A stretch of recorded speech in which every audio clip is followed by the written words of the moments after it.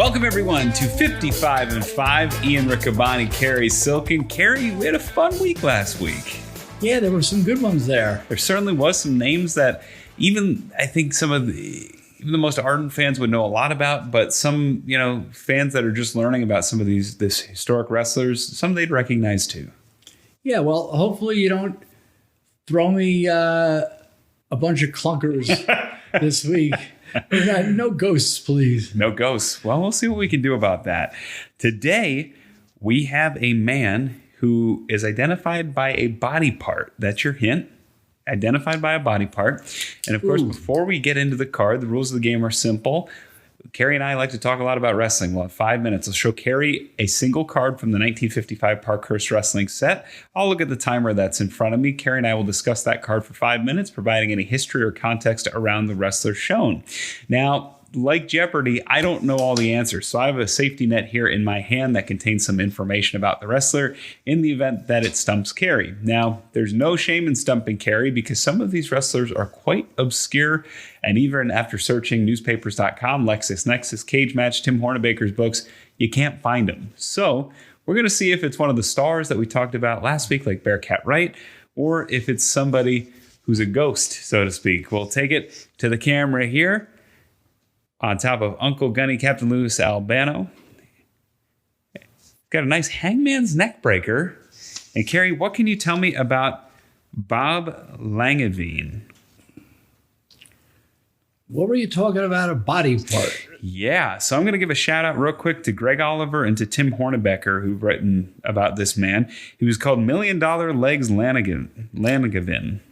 Well, I was thinking, all right. I was thinking you were going to come up with a legs. I didn't. It's Langevin, right? Yep. I figured legs would have been in the title of the card, but the Bob how do you read Langevin? Langevin, as far as I'm aware. Yeah. I really can't tell you much, except I do know the name of Legs and his last name just from seeing it in the wrestling magazines. And I would guess he was probably out of wrestling by the time I started watching it, but I might be wrong. Close. 1966 he retires. That's the year I started. Yeah, quite a long career. He was born in 1913, lived to 2005. So that's 82 years. 82 years. That's a hell of a dangerous neck lock. Yeah, 92 years, excuse me. I did the math slightly wrong there. Interesting backstories from Quebec. He was orphaned at age 4, but he's done some interviews, and thankfully Greg Oliver's spoken to him over the years. In the interviews, he talks about how that increased his work ethic. He got the legs lifting beer bottles and beer kegs and things like that, working for Dow Brewery. And when he became a pro wrestler in his teenage years, he adopted the flying head scissor takeover, also known as the turnover scissor lock, from Jim Browning. Do you know who Jim Browning is? I know the name. Yep. He was a former claimant to the heavyweight championship. And I think he's featured in the 1933 Gowdy chewing tobacco card set. Interesting to note about him, he had some bad luck over the years. At age 19, he was attacked by a fan with a wire that left him with some problems that adult medication takes care of. Okay. To see things rise to the occasion, so to speak. But other than that, he's had a great career. There's a funny note in the Greg Oliver article that despite this issue being public, he still got many marriage proposals. Wink, wink. So there you go. Good for legs. He became a police officer during World War II in Canada, also a bodyguard to Prime Minister St. Laurent, Prime Minister to Elizabeth Taylor and Richard Burton, really? Among other celebrities. He had a quick retirement in 66. He was 51, but he was still active. He had an emergency colostomy, retired, and then became a promoter in Montreal. Very interesting. Yeah, he promoted up in Montreal. Like Whipper Watson, became very charitable, became a motivational speaker for overcoming cancer, for surviving a suicide attempt after his colostomy. And he's one of the few people that were honored by the Order of Canada and within a Queen's Jubilee, which is when Canada was still under the crown. The Queen herself made proclamations and honored folks. So very decorated man within Canada. Well, I'm embarrassed I don't know more about him, but there's nothing you could do, especially with all this acclaim that was given to him. Yeah, he's very interesting wrestler. He wrestled just about everybody. He's one of the few men that wrestled in the 60s that were still active who had wrestled Strangler Lewis. Wow. So that tells you about how long his career went. Wrestled Ivan Robert quite a bit, Jim Londos, Killer Kowalski, Luthez, and even wrestled Joe Louis, the boxer. Really? Yeah, he had professional bouts against Joe Louis. So why you may not know him is his career primarily took place in Canada. So that's probably why you didn't hear about him or see him.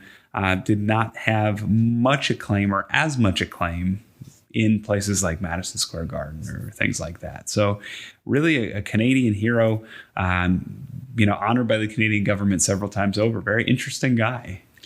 Well, it's a good one. Thank you for turning me on to Legs. And yeah, it's funny because some of these names we've done, and he's a known one, as I've been dragging my old wrestling magazines up and all this old memorabilia that I'm trying to get in some kind of order. I'm coming across these names post 55 and 5 that I've been like, oh, damn it. But no, that was good. Yeah, good old Legs. And Bob was not his real name either. So Bob was a pseudonym that he took up.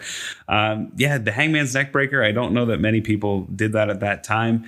But really, the turnover scissors lock, adopted from Jim Browning, quite a link to the past. You really don't hear too many people talking about the turnover scissors lock. Well, maybe we should tell Jonathan Gresham about it. There you go. Yeah, we'll hope maybe we can find some early, maybe reel to reel, I don't know, 8mm on Jim Browning or Legs over here. So, quite a career, quite a life. Inspired a lot of people and really gave back to his community despite some unfortunate events, including I'm still trying to picture what a wire attack on the male genitalia would have looked like. But, yeah.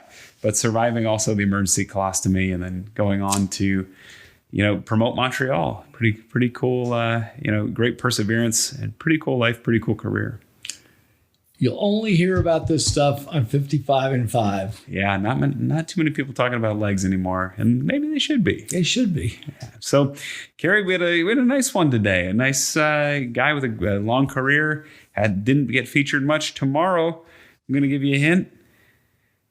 This guy was in a lot of movies. Another thespian. Another guy that had a career outside of wrestling, and some movies we've heard of too. Some small parts, but movies we've heard of. Maybe we can look him up afterwards. All right. That sounds good. So thank you, folks, for joining us here on 55 and 5. We want to thank AJ, our producer from Bisson Creative. I want to thank Cary for this history lesson on Legs.